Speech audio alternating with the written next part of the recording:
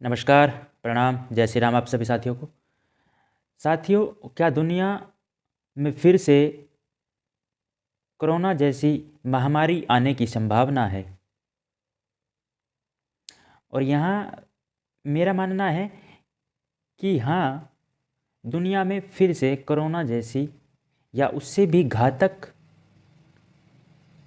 बीमारी का आगमन होने वाला है, जो एक महामारी का रूप लेगी और बहुत बड़े नुकसान वो जनमानस को पहुंचाएगी। ऐसा मैं किस आधार पर कह रहा हूँ? क्यों ऐसा होने की संभावना है? क्या कारण रहेंगे जिस वजह से दुनिया में अलग अलग प्रकार की महामारियों का आगमन होगा? आप साथियों, विश्वास करें या ना करें, मैं बहुत जिम्मेदारी के साथ कह रहा हूँ कि पूरी पृथ्वी पर जितने भी लोग रहते हैं, अलग अलग देश, ये मनुष्यों के हिसाब से है। ईश्वर के यहाँ देश, क्षेत्र, भाषा, पहनावा, इन सब का कोई महत्व नहीं है। वहाँ सिर्फ और सिर्फ एक ही कानून है, एक ही नियम है, और वो है कर्म, कि आपके कर्म कैसे हैं।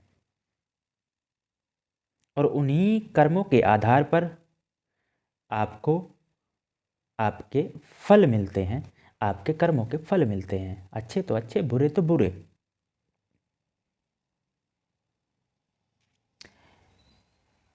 अब ये महामारी क्यों आएगी?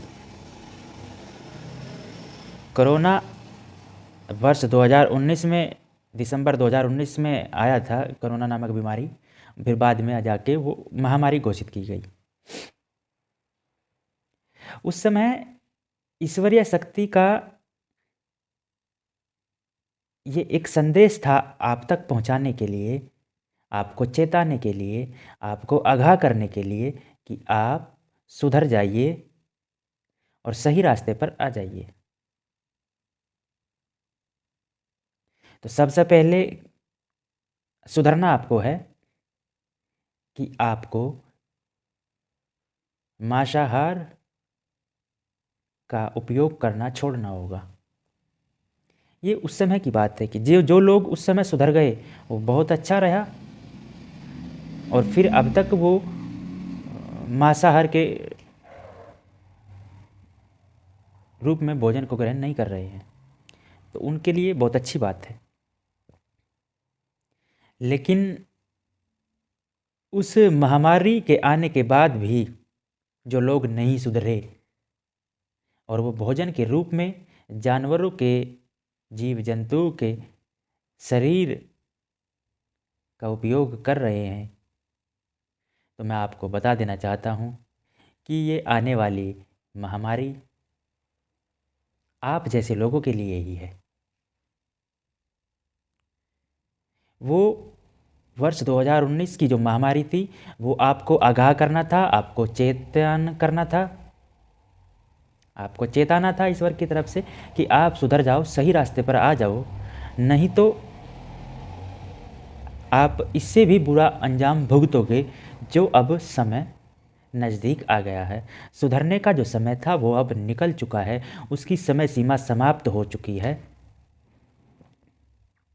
अब भुगतने का समय प्रारंभ होने वाला है, और वो आप अलग अलग रूपों में भुगतोगे।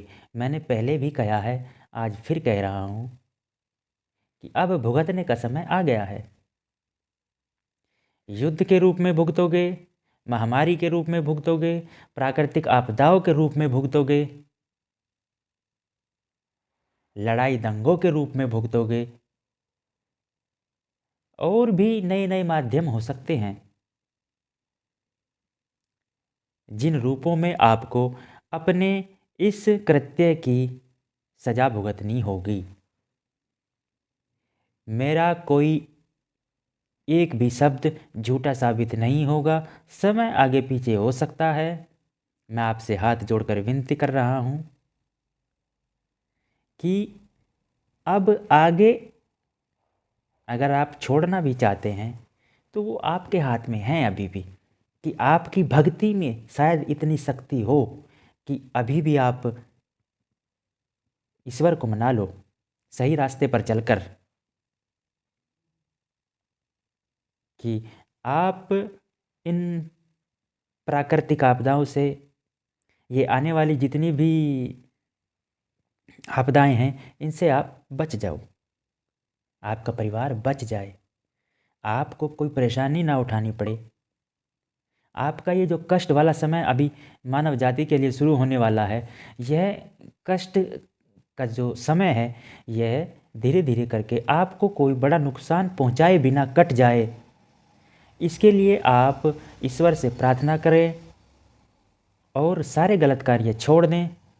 कोई भी गलत कार्य ना करें। जो गलत कार्य हुए उनके लिए सच्चे मन से पश्चाताप करें और अपने आप को ईश्वर के चरणों में, ईश्वर की भक्ति में लीन कर लें और ईश्वर से सच्चे मन से प्रार्थना करें कि हे प्रभु, हमसे जो गलती हुई उन गलतियों के लिए हमें क्षमा करें।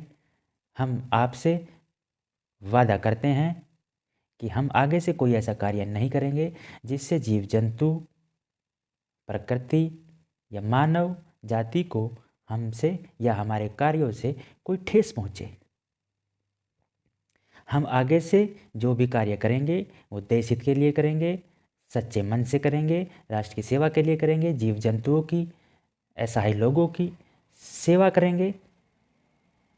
तो शायद ईश्वर आपको माफ़ कर दे और आपके जीवन में, आगे के जीवन में जो कष्ट हैं या जो कष्ट आपको मिलने वाले हैं आपके द्वारा किए गए गलत कर्मों के माध्यम से, कर्मों की वजह से, तो शायद कुछ पुण्य के कार्य इस प्रकार से आप कर लेंगे तो आपके उन बुरे कर्मों का फल का प्रभाव आपके आने वाले जीवन में शायद कम हो जाए।